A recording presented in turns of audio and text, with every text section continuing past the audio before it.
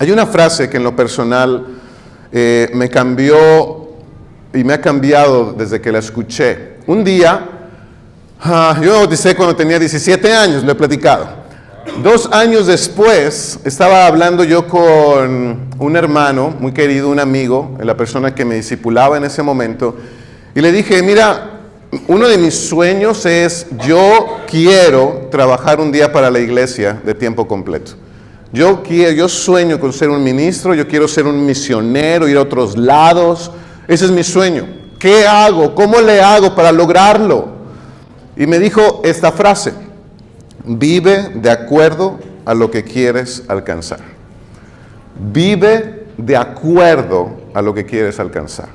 Entonces me dijo, mira, si hoy tú vives de acuerdo a la vida de un ministro o de un misionero, cuando llegue el momento de decidir quién puede ir a tal misión o dirigir tal iglesia, ¿en quién crees que van a pensar? En el que ya lo está haciendo. Hay muchas personas, me decía, esperan hasta que se les dé el título para comenzar a hacer algo. Pero qué fácil es, o es más de bendición cuando ves a alguien, mira, esta persona es servicial, esta persona tiene influencia, esta persona ayuda a los demás. Y comienzan a ver y a resaltar sus dones, y es más fácil poder vivirlo y obtener lo que estás deseando y lo que sueñas. Algunas veces, como de cristianos, decimos, yo quisiera dar fruto, ayudar a otra persona a ser un seguidor de Jesús. Vive de acuerdo a lo que quieres alcanzar. La pregunta es, ¿estás compartiendo tu fe? ¿Estás hablándole a alguien más? ¿Estás orando y ayunando por las personas? Porque si no vives de acuerdo a eso, tampoco lo vas a alcanzar. Oye, es que yo quisiera ser libre financieramente. Yo quisiera tener mejores finanzas, tener más paz en mi hogar. Pero me la paso gastando y gastando y gastando. Sé que tengo una deuda, pero sigo endeudándome. No lo vas a lograr. Vive de acuerdo a lo que quieres alcanzar. Eso quiere decir, ya no gastos extras, no más deudas sobre otra deuda, una planeación, tener alguien con quien platicar de esto constantemente. Cambios, pero vive de acuerdo a lo que quieres alcanzar. A mí me gustaría estar más sano, o me gustaría estar más delgado, o me gustaría no cansarme tanto. Vive de acuerdo a lo que quieres alcanzar, ¿no? Porque con el taco en la mano y la torta en la otra y con la Coca-Cola enfrente, quisiera estar más del... No. Eso no es de quisiera. Tu mentalidad necesita cambiar. Así que miremos algunos... la siguiente semana comenzaremos a ver las mentalidades. Hoy quiero enseñarte estados de la mente de acuerdo a la Biblia. Estados de la mente. Romanos 8:5, el primero.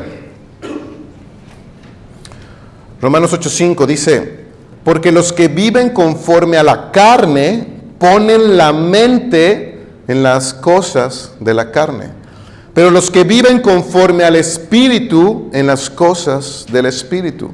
Porque la mente puesta en la carne es muerte, pero la mente puesta en el Espíritu es vida y paz. Aquí el apóstol Pablo se refiere a alguien que pone demasiado tiempo su mente, ¿no? Está pensando mucho solo en las cosas de la carne, quiere decir en las cosas de este mundo, en los deseos personales. Y no estamos hablando de deseos como intenciones, sino todo aquello que nos domina y nos lleva al pecado. Eso es a lo que está refiriendo. Alguien que le ocupa mucho el tiempo. Las cosas de la carne. Alguien me preguntaría, oye, si yo tengo un pensamiento acerca de, de inmoralidad o de mentira o de enojo o algo de la carne, ¿quiere decir que tengo una mentalidad carnal? No. Lo que está diciendo aquí la Biblia es alguien dominado y que constantemente está pensando solo en eso. El gran ejemplo es, tú no puedes evitar que las aves vuelen sobre tu cabeza, pero sí puedes evitar que hagan un nido, que se pongan ahí y además pongan sus huevos y traigan a toda la familia. Eso puedes evitar. Entonces va a haber veces en que viene el pensamiento carnal y dices, bueno, no, yo no quiero, no, me pongo a leer la Biblia, me pongo a orar, le llamo a alguien, hago algo. Pero es diferente el que acepta y todo lo permite y se deleita. Ese es el gran problema, se deleita en eso, pensando en cosas inmorales, en cosas sucias, en cosas de la carne. Así que inmoralidad sexual, pereza, gula, avaricia, son algunas cosas que describe la Biblia como cosas de la carne. ¿Dónde pones tu mente? Hay personas que recuerdan más el último chisme que escucharon, el último chiste que escucharon, o la última temporada de alguna serie, que una escritura de la Biblia. Eso te puede ayudar a saber dónde está mi mente. ¿Es una mente carnal o es una mente espiritual? Otro estado mental es la mente corrompida. En Tito 1:15 dice así: para los puros todo es puro, pero para los corruptos e incrédulos no hay nada puro. Al contrario, tienen corrompida la mente y la conciencia. ¿Qué es algo corrompido? ¿Qué es? Algo podrido, algo es putrefacto, corrupto, algo contaminado, algo que apesta.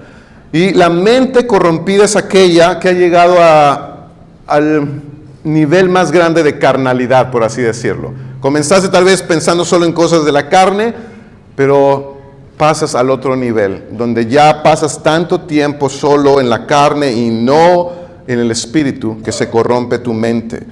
Y sabes, aquí Pablo está hablándole a Tito, uno de sus discípulos, y prácticamente no está hablando en términos morales. Aquí más bien el contexto es el legalismo. Por eso está diciendo, para los puros todo es puro, pero los corruptos e incrédulos no hay nada puro. Y está refiriéndose a aquella gente que buscaba todavía obedecer la ley y poner su confianza en las obras y tradiciones más que en la nueva vida que Cristo da. Así que él está hablando de esto porque ellos no aceptaban que la gente que se bautizaba, que creía en el Señor y tenía fe, ya, eso eran puros para ellos. Pero estas personas corrompidas, según Pablo, decían, no, para ellos no hay nada puro, ¿no? Y comienza a hablar de este legalismo en el corazón.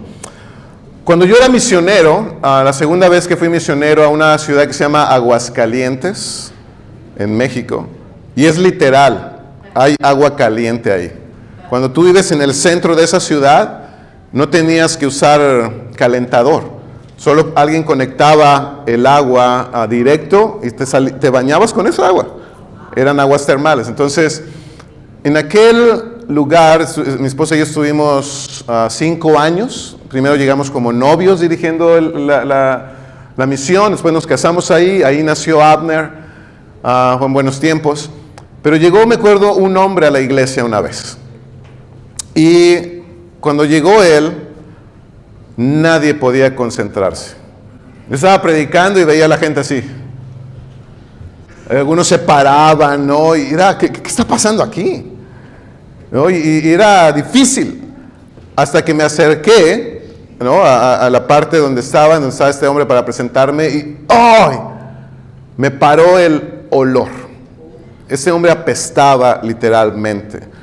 Parece que era un vecino del vecindario, vivía por ahí, pero el estado donde vivía era tan deplorable, tan pobre y tan mal, que su casa era terrible, donde vivía suciedad, basura, él mismo no se cuidaba. Así que ese servicio pasó, llegó el siguiente servicio. Y sí tuvimos que preguntarnos, ¿qué es lo más cristiano que podemos hacer? No, porque en verdad no es tolerable, no era posible concentrarse. Así que unos hermanos dijeron, ayudémoslo a bañarse, ayudémoslo a limpiar su casa. Así que algunos hermanos fueron, limpiaron su casa y le ofrecieron ayuda para bañarse. Tercer domingo no regresó. Es interesante, él se sintió muy ofendido de que alguien le haya dicho que si podía bañarse, si podía limpiarse. No entendió por qué los demás se sentían tan incómodos en su presencia. Y nunca más regresó. Pero sabes, algo aprendí. Hay mucha gente así espiritualmente. Literalmente su actitud apesta, su forma de pensar es terrible, llena de cosas podridas. Lo que sale de su boca es terrible. Y después se preguntan, ¿y por qué nadie quiere ser mi amigo? ¿Por qué nadie quiere estar conmigo? ¿Por qué la gente se aleja? No, es que tienes una mentalidad corrompida. Y cuando alguien ofrece ayuda hay de dos opciones. O la tomas, porque implica mucha humildad, decir, sí, sabes que necesito bañarme, necesito limpiarme, o te alejas. Y así en el camino de la fe hay muchas personas que lo toman, y nosotros éramos los que apestábamos y estamos aquí ahora bañados. Pero hay gente que no lo va a aceptar porque prefieren el estilo de vida que llevan. ¿Quién serás tú si hoy nos estás visitando en la iglesia? El otro estado de la mente es la mente entenebrecida o en oscuridad. Efesios 4:18. Dice la Escritura, a causa de la ignorancia que los domina y por la dureza de su corazón, estos tienen oscurecido el entendimiento y están alejados de la vida que proviene de Dios.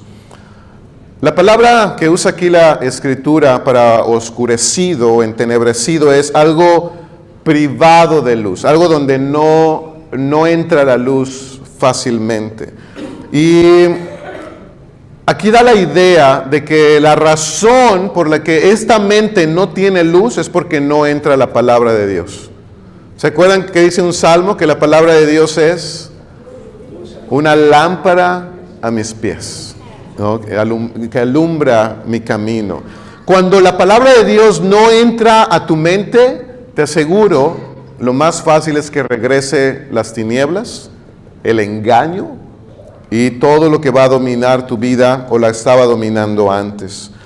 Entonces, esta mentalidad es de alguien que ha perdido la vergüenza, es de alguien que se ha entregado a la inmoralidad, que no se sacia de satisfacer sus malos deseos y que dejaron de sentir dolor por el pecado. Entonces, estamos viendo esto para que meditemos, ¿cómo está mi mente hoy? Tal vez estoy haciendo algo que es literalmente a Dios no le agrada, que si alguien de mis hermanos lo viera, en verdad no se sentiría cómodo, pero yo ya no siento dolor, pero a mí ya no me importa. Es probable que ya tu mente se esté oscureciendo. Otra cosa que habla esta mente entenebrecida es una mente cerrada. ¿Conoces gente de mente cerrada? Cuadrados, que no aceptan nuevas ideas y sobre todo no aceptamos a veces nuevas ideas por la ignorancia, porque lo que conocemos decimos, esto ya es todo, es suficiente. Y en verdad puede ser suficiente lo que uno conoce. Hay tanto que aprender, hay tanto que conocer, hay tanto que asombrarnos, sobre todo de Dios. Pero cuando tenemos una mente cerrada, eso hace también que nuevas ideas y sobre todo las ideas que provienen de la palabra de Dios ya no entren en tu vida, en tu mente. Y hay mucho que aprender. Cuando no aprendemos nos endurecemos, eso es lo que me he dado cuenta. Cuando dejamos de aprender, nos endurecemos el corazón. Efesios 4:17, otro tipo de mente, la mente vana. Efesios 4:17 dice, esto digo pues, y afirmo juntamente con el Señor, que ya no andéis así como andan también los gentiles, en la vanidad de su mente. Escogí esta versión porque es la palabra más cercana al original, vanidad de la mente. Y la palabra para vanidad, ¿qué te imaginas cuando piensas en vanidad? Superficial, lujo, orgullo, ¿no? Te imaginas la persona que siempre está viendo al espejo, ¿no? Y solo quiere lucir bien de forma superficial, presumida, es una gran palabra, pero no tiene que ver con eso. La palabra para vanidad en la Escritura, o la que está usando aquí, es algo que no tiene propósito o algo que es inútil o está vacío, cercano a lo superficial. Pero me encantó poder ver que de una forma más completa, la vanidad de la mente, una mente vana es una mente que no tiene propósito. Es una mente tan vacía de propósito que lo que hace solo es repetir las mismas cosas todo el tiempo, pero no tiene una meta, no tiene un objetivo, no sabe a dónde va. Solo es hacer lo mismo que sabe hacer. ¿Qué tal tú? ¿Sabes dónde se ve una mente vanidosa o la vanidad de una mente? Es cómo usas los recursos que Dios te dio. ¿Cómo usas el dinero? Ahí se ve. ¿Tiene propósito o no tiene propósito? ¿Gastas o cuál es la otra palabra para usar el dinero? Bueno, gastar o malgastar o ahorrar o invertir. Esa es una gran palabra. Invertir, o gastamos o invertimos. Invertimos puede ser ahorro, invertir puede ser para la educación, invertir puede ser para un fondo de emergencia o para la salud o para tu retiro. Inversión. Cuando hay un propósito lo hacemos. Cuando no hay propósito, ¿sabes qué? Los tacos de hoy o lo que haya de comida va por mí. Yo sería así de generoso. Pero mi esposa me ayuda a decir, tenemos un propósito, amor, con ese dinero, así que no invites a todos los hermanos a comer. Porque ella es la con propósito. Dije esto porque no está mi esposa. Mi esposa, oren por ella, no se sentía muy bien, tuvo que salir ahorita, se sentía bastante mal de salud, pero para que estén llevándonos sus oraciones. Pero en verdad, cuando no hay propósito, gastamos el tiempo, gastamos nuestro dinero, no invertimos. Aún, ¿qué tal cuando estás con tu esposa o cuando estás con tus hijos o cuando estás con un amigo? Cuando no hay propósito, te la puedes pasar horas sin ninguna conversación profunda, sin nada significativo. ¿Qué tal tu mente? ¿Es una mente vacía, sin propósito? Otra mentalidad, la mente cauterizada. ¿Qué tal estos tipos de mente? Queremos estar lejos de ellas, ¿verdad? Mente cauterizada, 1 Timoteo 4:2. Dice, mediante la hipocresía de mentirosos que tienen cauterizada la conciencia. Lo interesante de esto es que el contexto de la carta, te lo voy a leer, el verso 1 dice, el Espíritu dice claramente que en los últimos tiempos algunos abandonarán la fe para seguir a inspiraciones engañosas y doctrinas diabólicas. Tales enseñanzas provienen de embusteros hipócritas que tienen la conciencia encallecida. Ese es otro. Entonces, ¿de quién está hablando? ¿Quiénes son los que tienen una mente cauterizada o con callos? ¿Quiénes son? Dice hipócritas, pero aquí, de acuerdo a esa escritura, ¿a quién se refiere? Aquí está hablando de dos personas. ¿Cuáles son? Ok, porque son mentirosos. Pero ¿qué hacen esos hipócritas y mentirosos? Ok, vuelvo a leer. El Espíritu dice claramente que en los últimos tiempos algunos abandonarán la fe para seguir a inspiraciones engañosas y doctrinas diabólicas.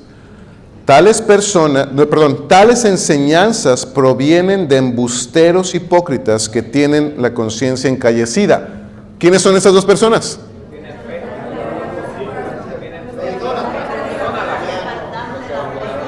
Está hablando de los que se apartaron de la fe y de quién más. Los que enseñan, los falsos maestros son los que tienen la mentalidad endurecida. Y por causa de esos falsos maestros, hay otros que son más débiles, que les hacen caso, ellos son los que se apartan de la fe. Pero a los que se refiere Pablo de la dureza y una mente cauterizada es de los falsos maestros. Todo aquel que conociendo la verdad la rechaza y comienza a engañar a otras personas para que se alejen de la fe, es alguien con una mente cauterizada, endurecida. La palabra que usa aquí Pablo es cuando usan este metal para sellar los caballos, ¿no? Que los pones en el fuego y ponen un sello. Esa marca, esa dureza que deja en la piel, es a lo que se está refiriendo. Y ¿han escuchado esta frase que dice, la burra no era arisca, pero los palos la hicieron? Bueno, hay personas que se refugian en esa idea. Es que yo era bien pacífico antes. Es que yo era bien tierno, yo era una persona sensible, pero los palos me hicieron así. No, gritón y no soporto, cualquier otra cosa. Pero el problema es aceptar esa mentalidad sin ponernos a pensar, ¿y qué tal si la burra era necia y por eso le dieron los palos? Pero lo más fácil es decir, no, los palos me hicieron necio. ¿Quién fue el primero? El huevo o la gallina. Por eso se necesita mucho de conocer la verdad y mantenerse en ella. Porque si no, vamos a comenzar, en una mentalidad así, vamos a comenzar a engañar a otros. Pero primero dejarnos ser engañados. Y vamos a terminar dando excusas. Es que yo soy así porque... No. Tu mente se ha cauterizado, se ha endurecido en el camino. Otra mente, la mente reprobada. Esta es la última estado mental que vamos a ver hoy. Mente reprobada, Romanos 1:28. Dice, además, como estimaron que no valía la pena tomar en cuenta el conocimiento de Dios, no vale la pena. Dice, Él a su vez los entregó a la depravación mental. La palabra más cercana es reprobada. Dice, para que hicieran lo que no debían hacer.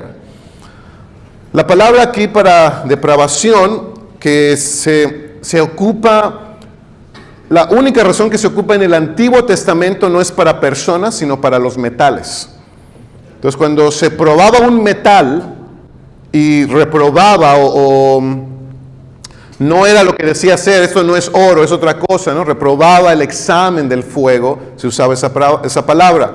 En el Nuevo Testamento se comenzó a usar para personas. Quiere decir, o da la idea de alguien que está en la fe o en la prueba y su mente o sus ideas salen reprobadas. No resistieron. ¿Cuántas personas hoy no resisten la prueba? O se emocionan y dicen, sí, yo quiero seguir a Jesús, pero no, su mentalidad no ha cambiado y en la prueba, con la avaricia, con la perversión, con la depravación, fracasan. Estos son, hermanos y amigos, algunos estados mentales. La gran pregunta, como les mencioné al principio del sermón, es ¿qué hacer al respecto? Romanos 12:2 dice la Escritura, no se amolden, y de eso vamos a hablar más la siguiente semana, pero solo para que te lo lleves a casa. No se amolden al mundo actual, sino sean transformados mediante, ¿qué dice? Fuerte, ¿qué dice? La renovación de su mente. Así podrán comprobar cuál es la voluntad de Dios, buena, agradable y perfecta. Así que algunos principios para que te lleves a casa. ¿Qué debo hacer si algo de esta mentalidad yo tengo, de esos estados mentales? Tal vez mi mente está corrupta, mi mente está oscurecida, mi mente está endurecida. Si algo es hoy una realidad en ti, ¿qué nos dice la palabra de Dios? ¿Qué hacer? Uno, no te amoldes. Amoldar significa identificarte con, es tomar la forma de, es conformarte con el sistema de cosas de este mundo. No te amoldes, no termines siendo como plastilina o de este material que fácilmente toma forma. No tienes por qué creer, la mentira es normal, no pasa nada, inmoralidad sexual, tener sexo sin casarme, no pasa nada, todo el mundo lo hace, infidelidad. Esos son los valores de este mundo. No pasa nada si embarazo y después mato a este niño, está aceptado, no pasa mucho. Tenemos que tener cuidado, no te amoldes, dice la palabra de Dios. Hoy el mundo es como una tienda en la que esa es una historia de hace mucho tiempo, real, de unos hombres robaron una tienda, pero lo robaron de una forma muy diferente. Entraron de noche, cambiaron los precios de las cosas que ellos querían por algo muy bajo, y al siguiente día llegaron, ¿no?, a comprar, y compraron lo que ya sabían que habían cambiado, y súper barato, aunque las personas se sorprendían, los cajeros, y como eso fue hace muchos años antes que existiera toda esa tecnología, solo vieron la etiqueta y dijeron, bueno, ¿no?, puede ser una rebaja, y vendieron todas esas cosas carísimas a nada. ¿Qué es lo que quiero decirte? Si hoy nos amoldamos, puede ser que estemos aceptando que alguien cambió los valores, o se están cambiando los valores de este mundo por algo muy barato y estemos terminando aceptándolo, cuando en realidad pureza sexual vale mucho, la verdad y cumplir tu palabra vale mucho, la fidelidad en el matrimonio vale mucho, ser responsable, cumplir, todos esos valores valen mucho. Y hoy el mundo nos está diciendo lo contrario, no te amoldes, es el primer consejo. Segundo, transfórmate. Transfórmate. La palabra es metamorfosis. Y esta palabra solo surge cuando hay un cambio interior que se ve en el exterior. No nos engañemos, cristianismo no es solo cambia tu forma de vestir, solo si fumabas ya no fumes, o ya no digas esas groserías, cambios externos, eso no se trata de transformarte, se trata de un cambio interno que afecta el exterior. La oruga es el mejor ejemplo. Una oruga cuando se transforma en mariposa no es una oruga mejorada. ¿Estás de acuerdo? Es otra cosa. O sea, no es la oruga, hay una caricatura donde hay una oruga que se transforma, pero termina siendo la misma oruga toda gorda, ¿no?, con unas alitas y no puede volar. Y es divertido, pero dices, no, ese no es el plan de Dios en la naturaleza, es que sea otra forma. Entonces, Dios no quiere hacerte una mejor persona. Dios quiere transformarte a ti y a mí. No quiero el mejor Alberto, quiere otro papá para Abner, otro esposo para mi esposa, otra persona. Y último, renuévate. Los que tienen casa y que se la pasan renovándola, ¿saben a qué me refiero? No, es constante, no cambian las temporadas, ¿sabes? Hay que renovar, hay que cambiar, hay que pintar y todo eso que lleva. Trabajo, inversión, esfuerzo, planeación. Y tú crees, y con una casa que se va a quedar alguien más, ¿tú crees que la renovación espiritual es algo sencillo? ¿Es algo que sucede así como por accidente? ¿O porque lo deseaste una mañana emocionado? No, es algo que también se planea, se trabaja. Y como Josué le dijo a estas personas, ok, te estás quejando de que no tienes, pues ve, pelea y trabaja por lo que quieres. Renovación es algo que sucede cuando estamos con Dios y hacemos también nosotros nuestra parte. Renovarte implica tener disciplina, la disciplina para aprender, la disciplina para intentar, la disciplina para ser un discípulo. Eso es lo que Jesús vino a buscar. Así que una iglesia va a crecer si sus miembros crecen. No hay una salida fácil a esto. Cada uno, no solo el líder, no solo algunos, cada uno. Tu familia va a crecer si todos trabajan para que eso suceda. Tú vas a crecer si lo decides, pero todo es con tu mentalidad. Y sabes, al final la Biblia dice, así podrán comprobar cuál es la voluntad de Dios, buena, agradable y perfecta. Hermanos, ¿te has preguntado alguna vez cuál será la voluntad de Dios en esto que voy a hacer? ¿Me deberé mudar? ¿Deberé continuar con esta persona en una relación amorosa? ¿Deberé renunciar a mi trabajo? ¿Debería yo hablarle a tal persona o juntarme con esos amigos? Toda pregunta que tengas duda, pásala por este filtro. Si lo que vas a hacer es algo bueno es algo admirable, algo sobresaliente, algo útil, algo honesto, honorable. Si es algo agradable a Dios y a los demás, ¿no? Que no va a ser algo desagradable que apesta. O sea, es algo que tu familia podría aceptar. Y es perfecto. Perfecto no quiere decir sin falla, quiere decir algo maduro, algo desarrollado. Si lo que vas a hacer te lleva a estas cosas, hazlo. Si no, pregúntate, es tiempo de cambiar mi mentalidad antes de tomar una decisión importante. Hoy vamos a tomar la Santa Cena juntos. Y algo que la Biblia nos dice en 1 Corintios 2:16 es esto. ¿Quién ha conocido la mente del Señor para que pueda instruirlo? Nosotros. Por nuestra parte, tenemos la mente de Cristo. Mi oración es que toda esta serie de sermones nos lleve a pensar en esto, tener la mente de Cristo. Y cuando Pablo dijo esto, lo hizo porque al principio de este capítulo él decía, no predico a mí mismo, sino a Cristo crucificado. Solo así podremos comprender cómo tener esta mente. Acompáñame a hacer una oración para tomar la Santa Cena en esta tarde. Señor y Dios, vengo delante de ti en esta tarde, este mediodía. Quiero agradecerte tanto por este momento en el que podemos, como cada domingo, meditar en las Escrituras y en temas que puedan ser relevantes y nos ayuden a transformarnos, que nos den esperanza, pero también nos den dirección. Padre, yo te oro que cambies nuestra mentalidad. Si tenemos una mentalidad hoy corrompida, si nuestra mentalidad es algo lleno de dureza, Señor, donde no aceptamos tus nuevas ideas para nosotros, si nuestra mentalidad es de escasez, Señor, donde solo vemos lo que nos hace falta y no vemos lo que ya tenemos, cámbianos, Señor.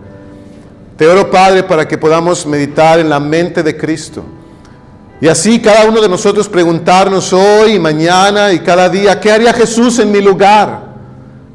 ¿Lo que estoy a punto de hacer es algo bueno? ¿Lo que estoy a punto de hacer es algo agradable? ¿Lo que estoy por decidir es algo perfecto de acuerdo a tu voluntad, algo maduro? Señor, yo te oro para que todos aquí experimentemos más bien la mente de Cristo en lugar de una mentalidad carnal o una mentalidad corrompida o putrefacta. Ayúdanos, Señor. Padre, que el impacto que esta iglesia haga en este mundo no se quede en las cuatro paredes de este lugar. Señor, ayúdanos que con nuestra mentalidad impactemos a otras personas y pueda verse claro que somos discípulos de Jesús. Jesús murió, Jesús resucitó y Él nos ha enseñado el camino que debemos seguir. Ayúdanos, Padre, hoy al tomar la comunión, a poder reflexionar, Señor, en que su mentalidad lo llevó al sacrificio. Y tal vez tener la mente de Cristo también a nosotros nos lleve a sacrificar o a seguir haciéndolo. Solo danos fuerza y permítenos, Señor, renovarnos y transformarnos para poder así conocer tu voluntad. Te amo, Padre. Gracias por siempre ser fiel y ser tú. En el nombre de Jesús yo te oro y te pido esto. Amén.